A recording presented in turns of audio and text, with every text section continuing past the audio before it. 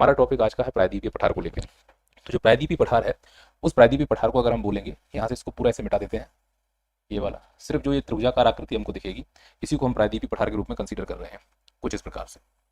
अब जरा सोचना और समझने का प्रयास करना, ये जो हमको त्रिभुजाकार आकृति दिख रही है, इसका आधार कहाँ पर है? तो ये इसका आधार है, ऊपर उठा हुआ हिस्सा, और नीचे जो है ये इसका शीर्ष है। तो प्रायद्वीपीय पठार उल्टा त्रिभुज के समान दिखाई देता है। अब ये जो आधार है यानी इसका ऊपर वाला हिस्सा है, यह किसी ना किसी भौगोलिक स्थलाकृति से अपनी सीमा साझा करता होगा। इसका जो पूरब वाला हिस्सा है, यह किसी ना किसी से अपना सीमा साझा करता होगा। ठीक पश्चिम और दक्षिण वाला भी किसी ना किसी के साथ तो सीमा साझा करता ही होगा। एमपीपीएससी प्रीलिम्स के हिसाब से प्रायद्वीपीय पठार में कैसे प्रश्न बनेंगे? मैं कहता हूं, अगर वो पठार से प्रश्न पूछेगा तो मध्य प्रदेश के पठार ही पूछ लेगा, मालवा का पठार, बुंदेलखंड का पठार, बघेलखंड का पठार, रीवा का पठार इत्यादि। तो वो भारत के अन्य पठारों की तरफ नहीं जाएगा। वो अगर उसे जाना होगा तो या तो वो दक्कन ट्रैप की तरफ जाएगा या छोटा नागपुर के पठार की तरफ जाएगा। तो एग्जाम की क्या डिमांड है, उस एग्जाम की डिमांड के हिसाब से अगर हम देख रहे हैं तो जो मुख्य मुख्य पठार हैं, उनके जो मुख्य मुख्य फैक्ट हो सकते हैं, उनको हम समझ लेते हैं। मैं उम्मीद कर रहा हूँ आप मेरी बात को समझ पाए होंगे। स्टार्टिंग में अगर मैं इस प्रायद्वीपीय पठार का परिचय दूं, जो भी मैं यहाँ पे फैक्ट लिखूंगा, एग्जाम के कुछ भी काम का नहीं है, लेकिन मैं आपको ये बताना चाह रहा हूँ कि वो फैक्ट कितने आकर्षक लगते हैं, पर एग्जाम में कहीं से लेकर कहीं तक उसका कोई रोल नहीं होता है। आप मेरी बात समझिएगा कि एक होता है एग्जाम के हिसाब से पढ़ना और एक होता है बस पढ़ते जाना है।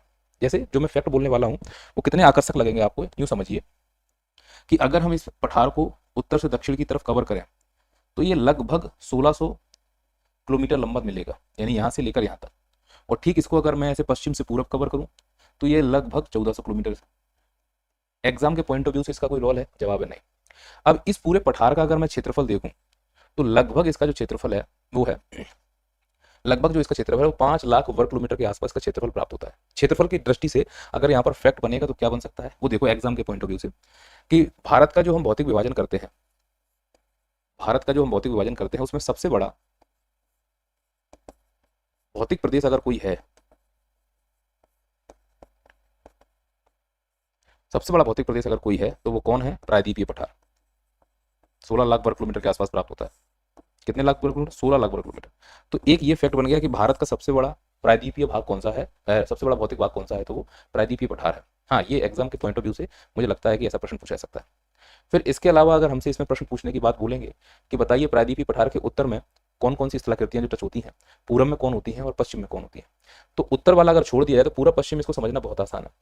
जो ये पश्चिमी हिस्सा है इस पठार का, इसको बोलते हैं पश्चिमी घाट। इसका मतलब प्रायद्वीपीय पठार के पश्चिम में पश्चिम घाट है और प्रायद्वीपीय पठार के पूरब में पूर्वी घाट है।